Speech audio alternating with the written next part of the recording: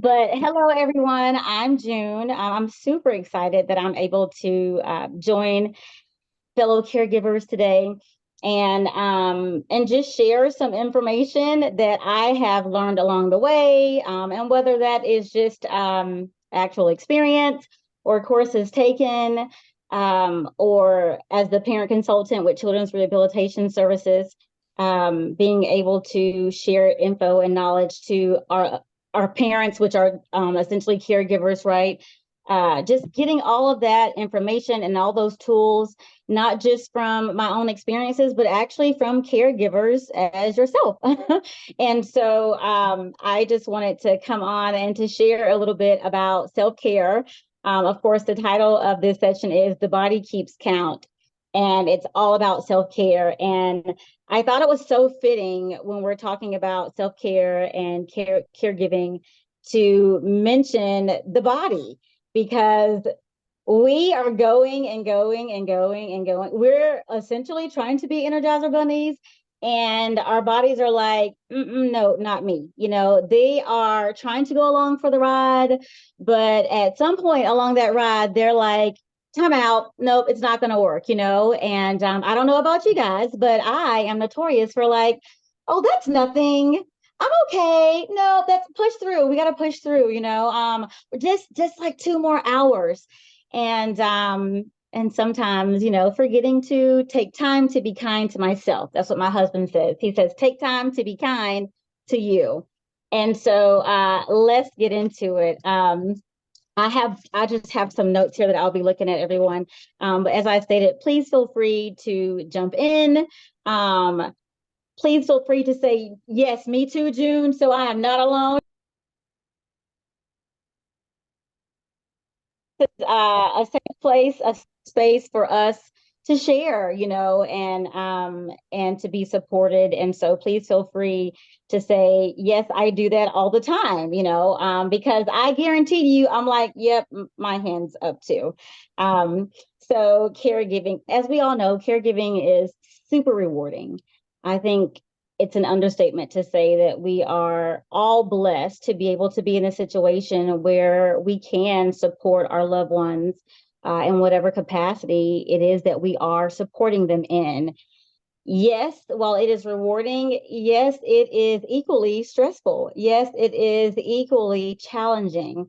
But I think that if we are able to find harmony or balance in our caregiving experience, as well as our self-care experience for ourselves, that it would make the caregiving experience and then just life in general just flow a little smoother, right? Of course, there's always those hiccups. Things are going to happen. But I think if the important thing with caregiving is just to find balance. And I have no like balance, like what? Right? Like raise your hand, right? If you're like balance, yeah, June, yeah, balance. I don't know about you, but I have a schedule. I have a schedule, and I will tell you, I kind of sort of don't follow my schedule, like I set that schedule to help me not go into burnout, and sometimes I do deviate from the plan. And it's so easy to do when you're in what I like to call caregiver go mode. And that's just where, we are just, it becomes a norm for us. My child has a diagnosis of autism. And so it's day to day, for me. It's just my life. It's what I do. But I have to be very mindful, and I'll encourage you all to be mindful as well in those day-to-day activities, in the mindset of like, well, this is what we do every day. This is our day, to still remember to take the pause, because caregiver burnout is definitely real, and it causes stress, not only physically, mentally, and emotionally, but towards the body as well, right? Which all of that encompasses, and could also possibly lead to life-threatening diseases, which could essentially make us then incapable of being able to render the support to our loved ones, that we so love to do. And so I'll encourage you just to pause, just take a pause. And so with that, let's just like pause and breathe. And as you're breathing, breathing in through your nose and out through your mouth. Just kind of get to know your body and see what your body's doing. If your tongue's at the roof of your mouth, just kind of relax it. If your shoulders are up a little bit higher, relax your shoulders. If your head is jutting forward, bring it back slightly, just a little bit so your body's in alignment, and just relax. Relax through your arms, through your shoulders, through your legs. Even if you're sitting or if you're lying down, just take a moment to pause for you. We're not thinking about what our kid's going to eat. We're not thinking about the new diagnoses that we have. We're actually just going to focus on just breathing and taking just a moment to pause for ourselves. And so let's just pause for 30 seconds and breathe.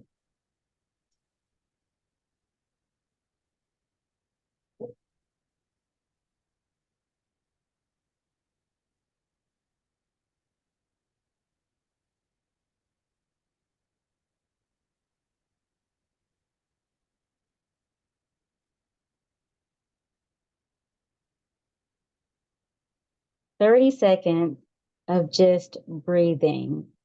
That's self-care right there.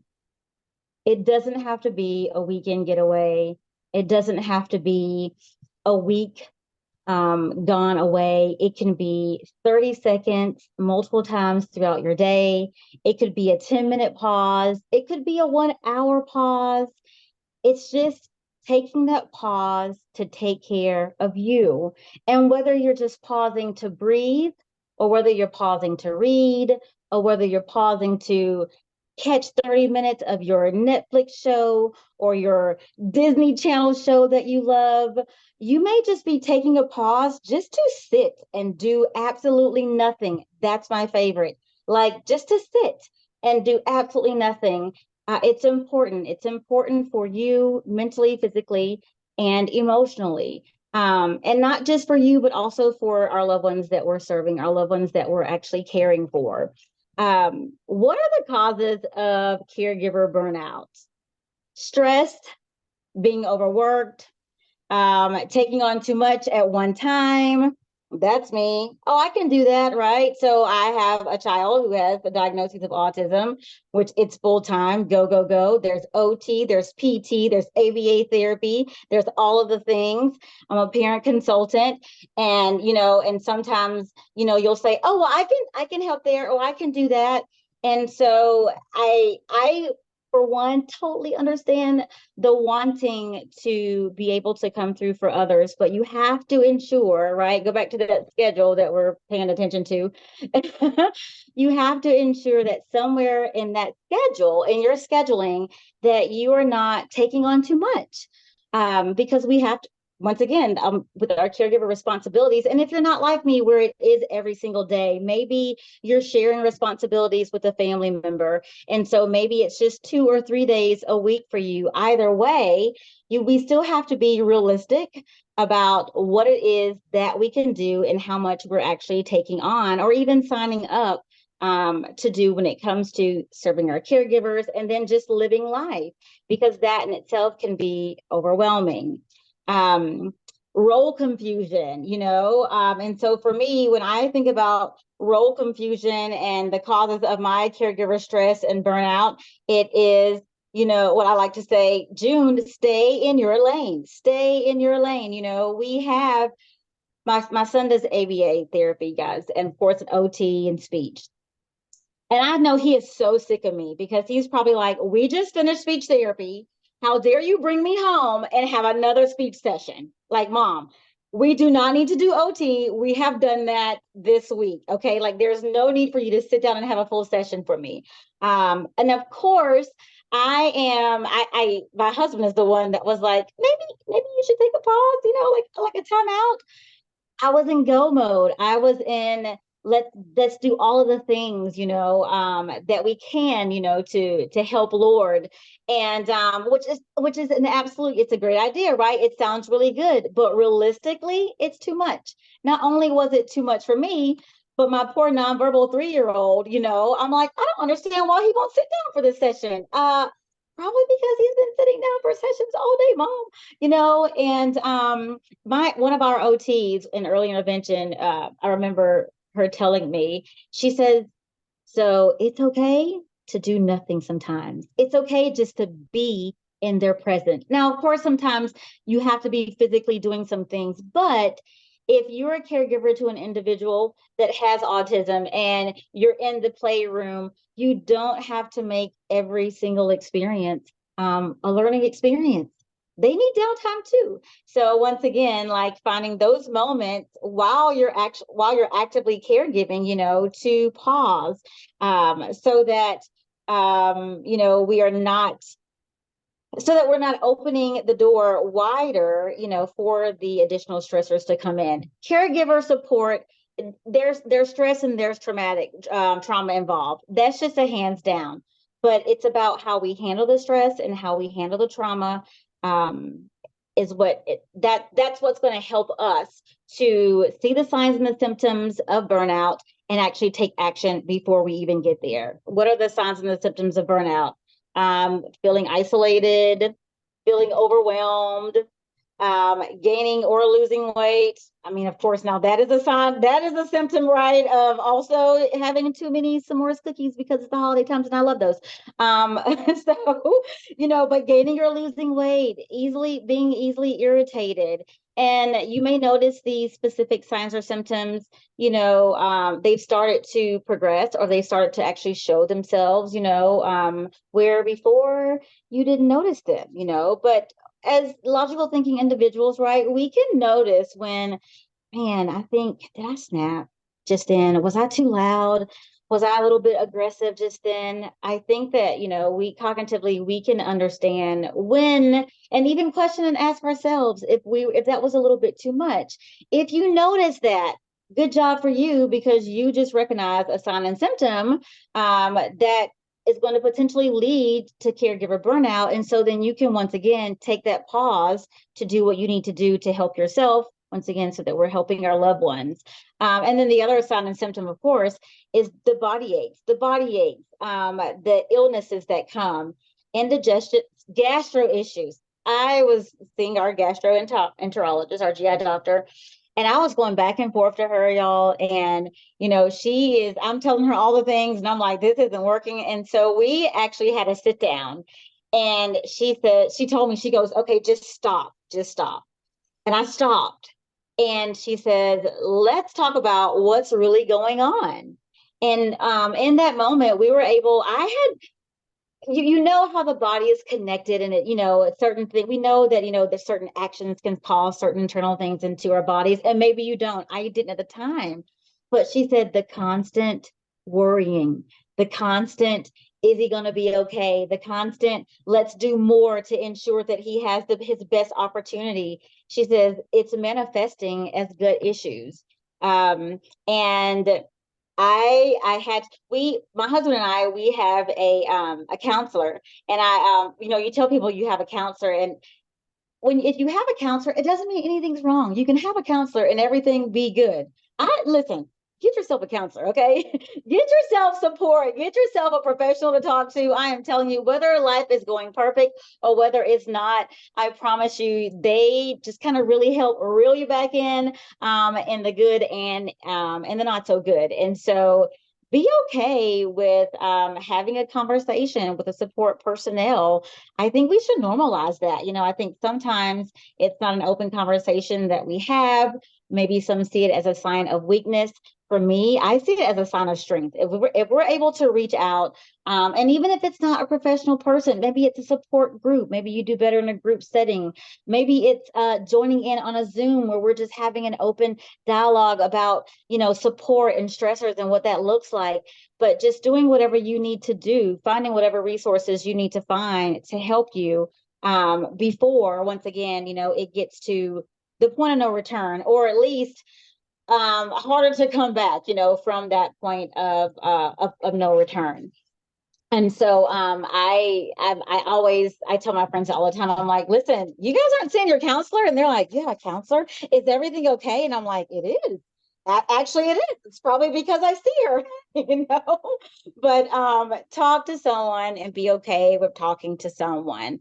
As I stated, burnout affects us physically, mentally, and emotionally, and there's support for that. There's support for every single category of burnout that could pop, or of how burnout affects us. You know, there's support for every single category, and so I will encourage you. It could just be a close friend that you're just talking to, a friend that allows you just to, you know what, like, Jenny, I am just going to call you and just scream. I don't need you to have a conversation with me. You know, having that person that knows that you just need that release. Fun fact. So, of course, I've told you my kiddo's diagnoses, and y'all, I will play hide and seek with him. Okay. And I play hide and seek just for the purpose of being able to jump out of the closet sometime. And I'm like, "Ah," and I just like just to scream, because sometimes I need to scream, but I need it to be like a safe scream, and not like, oh, mom, she's is sliding off her cracker, but it's like, no, we're playing. All right, we're hiding again. Let's do it again.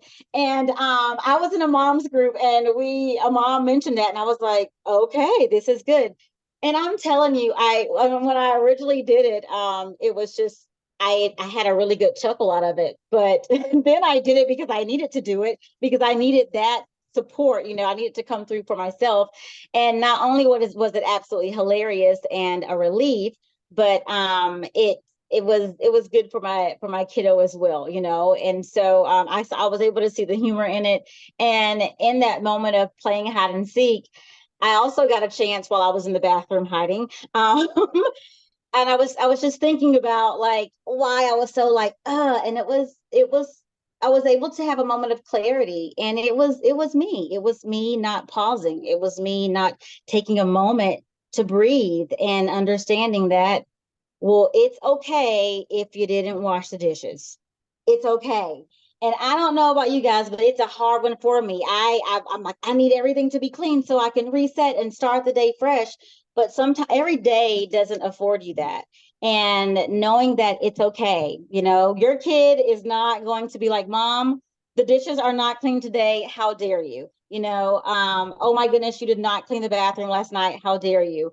And this is just me speaking from, like, my own experiences, and just the turmoil that I'm kind of like putting my own self through mentally, and the overexertion, adding on more things than I need to. I have a husband at home, and so it takes nothing to say to that other support personnel, hey honey, I need help. That that's one of the things that's a little hard for us sometimes too, right? Even just asking for help, feeling like, not that we can't it's not that we can't do it, but feeling like we need to be that person to do it. It could be control for some of us. It could just be that you just want to just be that person for your person. And I completely understand and relate to that. But there is definitely going to come a time when you're going to need a person. And so I just encourage you to incorporate that early on, versus, once again, getting to that end stage and it's like, okay, I'm over it, I'm done. I can't do this anymore, and the feeling, needing to, at that point, wanting to just escape, right? Feeling of resentment. That is just like, that's third stage caregiver burnout. First stage, of course, is stress. And then there is the burnout. But then there's the compassion fatigue. And the compassion fatigue is the wanting to escape, the the regretting of the illness, trying, mentally thinking, I've tried so hard to help make this better, when unfortunately, in actuality, there wasn't, the illness possibly didn't get the opportunity, to be better, right? It needed something else. And of course, when we get there, there's, like I said, there's escape, the feeling, the wanting to escape. There's extra tension. There's a decrease in patience and tolerance for the people that we're caring and loving for, and that's the extreme state.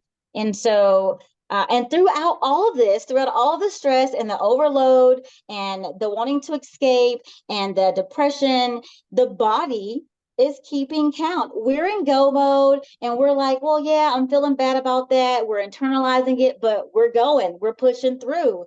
And mentally, it may be working sometimes. It's worked for me, but the body is keeping count. And so I encourage you to think about that each time you are experiencing a stressor of caregiver support and you have forgot about yourself. Remember to take time to be kind to yourself, because not only is it worth it mentally, physically, and emotionally, but internally, your kidneys are depending on you. Your liver is depending on you. Your heart is depending on you. I was reading and it says women, we are typically, when it comes to caregivers, we're the ones, it's women that are typically caregivers, and it's also women that experience a lot of caregiver burnout, which leads to a lot of sickness and illness within our body: stroke, heart attack, cardiovascular diseases, diabetes, all of these things. And it's like, well, wait a minute, but this comes from that and this comes from that. But when our body is not in a proper state, when it's not getting all of the good things that it needs because we have unfortunately neglected it, and sometimes not even intentionally, it's just because, once again, you're in go mode. You are in I'm taking care of my person mode. And it is so easy. I can't even believe I can say this. It is so easy to forget to eat. I love to eat. Okay. I love to eat, but you can literally forget to eat. The day can go by and you're like, have I even had a glass of water today? Your person is taken care of.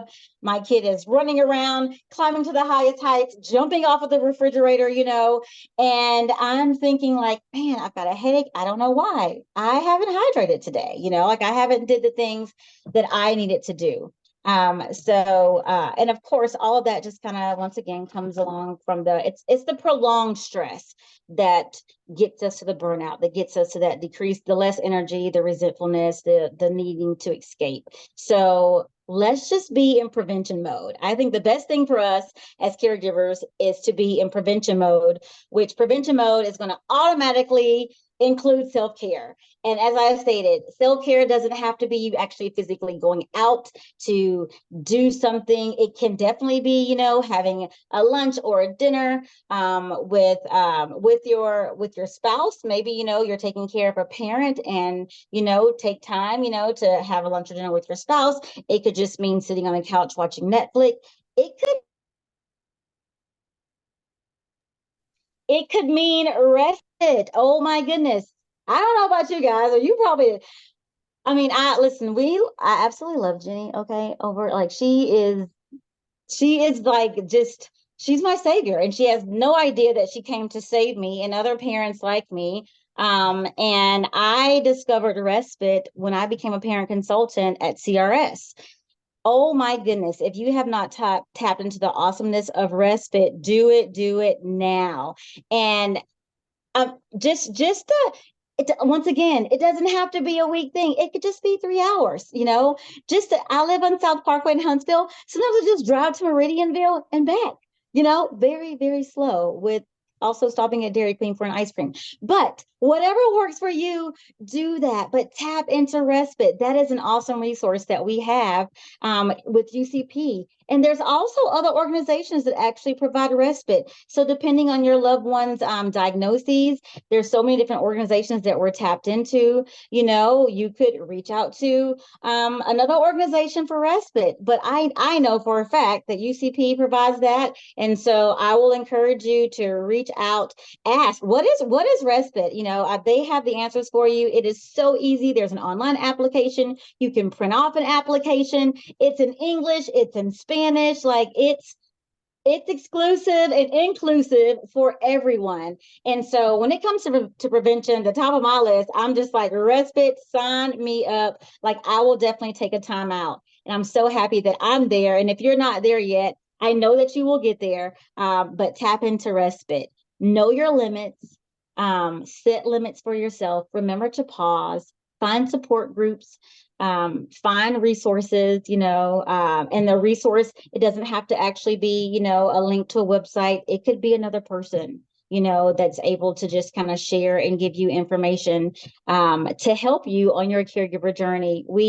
We don't all have all the answers, right? And so the awesome thing is that we can all lean on and glean from each other when it comes to support and sharing what we know with others, because that's how we learn, right? And that's how we grow.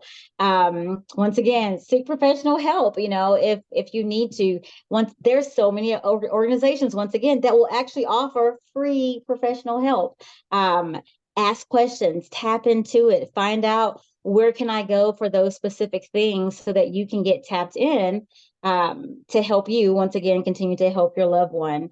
And don't be afraid to take breaks. Don't be afraid to take the pause.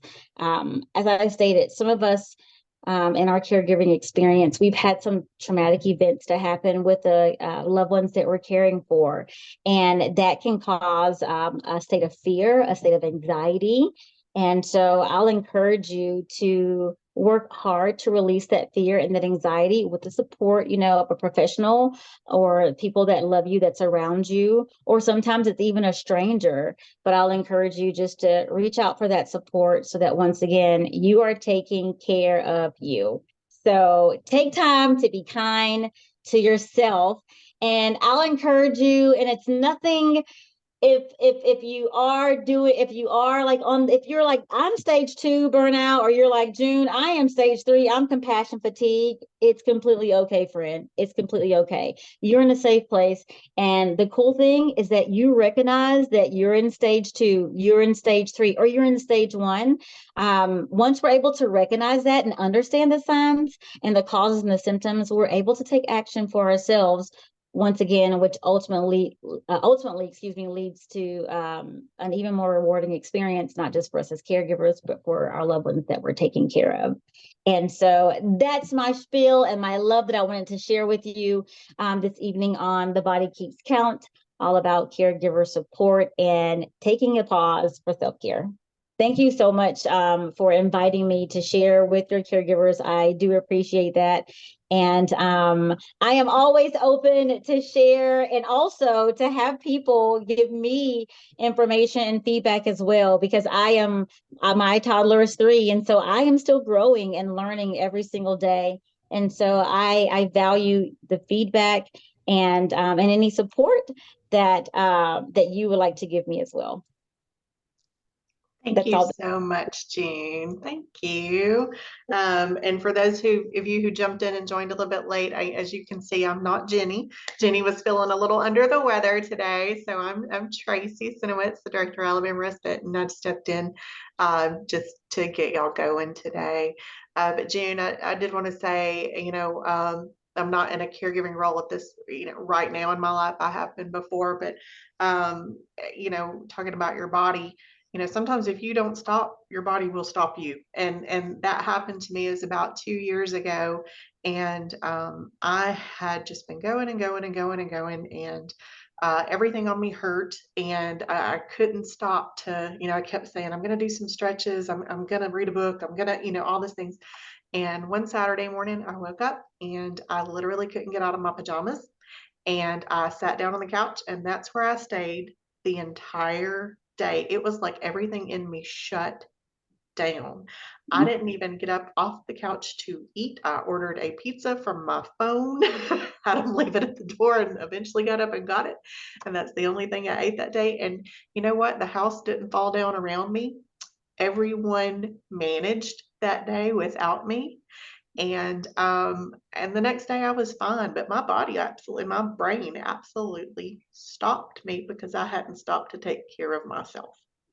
So I understand, what you're saying, and the importance of doing that. So thank you for reminding us and giving us some tools to do that. Absolutely. I think that's pretty cool. For me, but I've just how our bodies work, because it's like you can mentally think that you're going to go and go, but your body will say, nope, I've had enough. And as you say, it's like nope, I'm not getting dressed. I'm sitting on the couch. I will order pizza. And the most fabulous thing that you said was, everything is still going to function around us. Everything, it's going to be okay. There may be some things, right, that don't get done, but it's okay. It's okay. Yeah. Anybody else have any experiences like that, or Anything to share? share? This is Shirley Wilson. I guess it Shirley. stops. I I just jumped on. I was like, we went to get. Wait just one moment. Got some feedback going on. Yeah, I had to get off of There you myself. go. Did that. Yeah, we had COVID shots this afternoon, so I went to the daycare to pick her up and then get her there.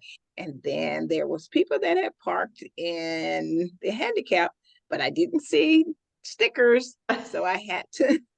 Oh. Even though it's a beautiful day, it's still kind of warm out there. So, Yeah. it's like, okay, it's one of those days. But maybe this evening I'll just get to sit out on the patio and do like June said and do nothing. Good. Good for you. Absolutely. I'm a fan of taking a pause to do nothing. Yeah, The awesome do thing nothing. is doing nothing does wonders, right? For our bodies, for our mental health, for our physical health, emotionally. And so it's amazing. Like nothing. I can do nothing and actually be rejuvenated, and so that's the beauty of being able to pause, but also being able to see self-care in a different light. It's just sitting on the patio sometimes and doing nothing with a cup of tea or water, or just looking out, into your yard, so I My encourage that. headphone sets on with music and I'm just in a whole nother world. That is great.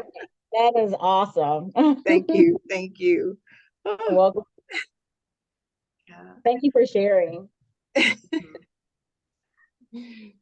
And June, you were talking about, the respite resources earlier. We do appreciate you mentioning that as well. But I don't know if you're aware, but we actually got some additional respite funding this year from CRS, and it will be specifically for CRS clients. With referrals from parent consultants. So we have some training set up with the I did not know. yeah. I'm writing that down. Oh my, listen, you are about to get so sick of me. Like June said, I'm like, Yeah. no, it's okay. That is a blessing. That's an absolute blessing. Yeah. I know so many families that definitely benefit from respite. And now I do have a question. So Mhm. sometimes we'll have families that are not from the area and they're interested in respite, but they don't have a person and they don't know of a person. Do you recommend is there anything else that's recommended when it comes to possibly finding someone that could, fill in for you while you take that time out? Are there any other organizations that just have individuals So, that that is a big problem is respite provision. There is a shortage, not just in Alabama, but, nationwide. And, a lot of caregivers, if they don't have a family member or friend or, church family or neighbor who they can, ask to provide respite for them while they take a break, a lot of them use care.com.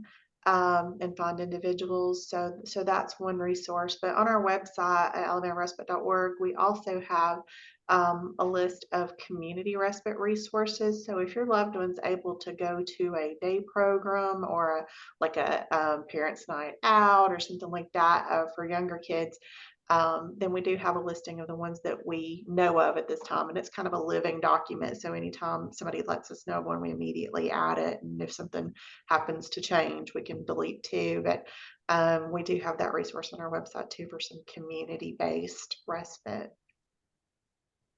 that is awesome. Yeah. I'm so excited to know that's some good nuggets there. Yeah, I know we have I'm like, training. wait until I get to work on Monday. Well, November 2nd, we're doing the training for referrals and stuff with some folks at the state level, and then they're going to pass that information down to y'all have 14 sites, I think, across the Yep, state. yep. Yeah, so we're excited for them to trust us with doing those respite referrals and handling those funds for them this year. So that's exciting. Thank you so much for giving me that little nugget. That is awesome.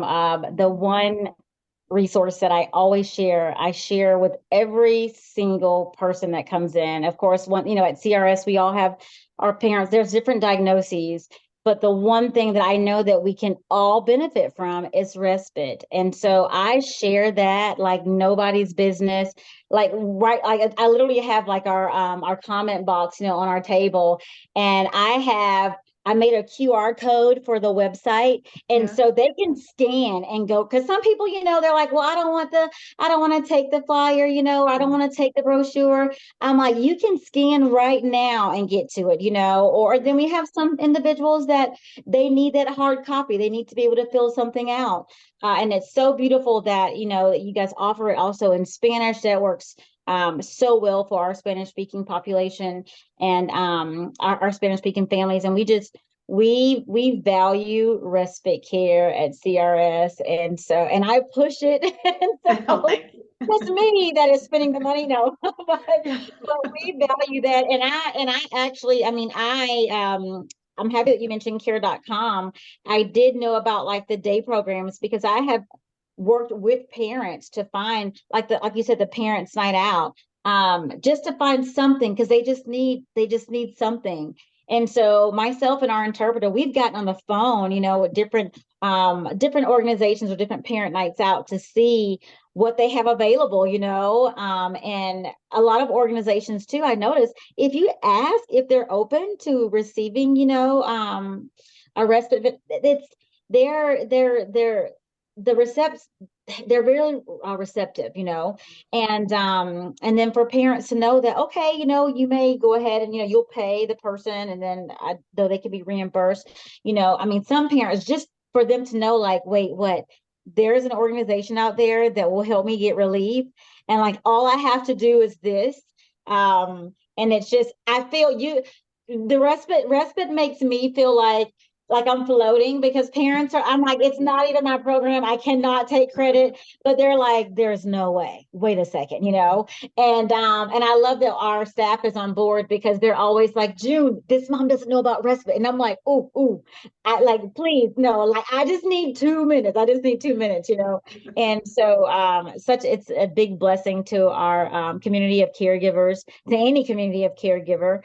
And so I'm so grateful to know that, that you guys will have something for CRS parents and Yeah. for parents that are referred. So that's awesome to know. Yeah, Thanks for we're sharing. very excited about that new partnership. Oh, yeah. Yeah. So does anyone else have any questions for June or anything to share? I just thank you for respites. I mean, when I started with my mom and brought her here to live with me from Mississippi, it was so hard because I am the sole caregiver and I just didn't know what to do. So I went through all of your programs, the training and everything. And I'm so thankful for respites, because I think here in Birmingham, they have through the senior services or something that you can sign up, but there's a waiting list that's almost a year. I was like, I'll be in a home somewhere. Get some. Really, that's a lot of like on the back porch breaks, right? That's a lot of like headphones into music. I'm going outside right now. Yes. Oh, So yeah. thank you all so much for the rest of the services. Thank you so much. Well, you're welcome, and thank you for being a wonderful caregiver. We Yes. very much appreciate what you do for your loved one. Hope you all be around when it comes to my turn. I don't know. I'm not going anywhere. I've got to work until they carry me out of here.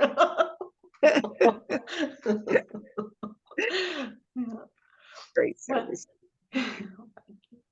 Well, if y'all don't have any more questions or comments, I want to thank June again for joining us today and sharing all this wonderful information. And And just a little housekeeping, don't forget, we'll be sending you a link to do a post survey about our training today. And that just helps us to continue to offer things that you're interested in and to let us know how we're doing.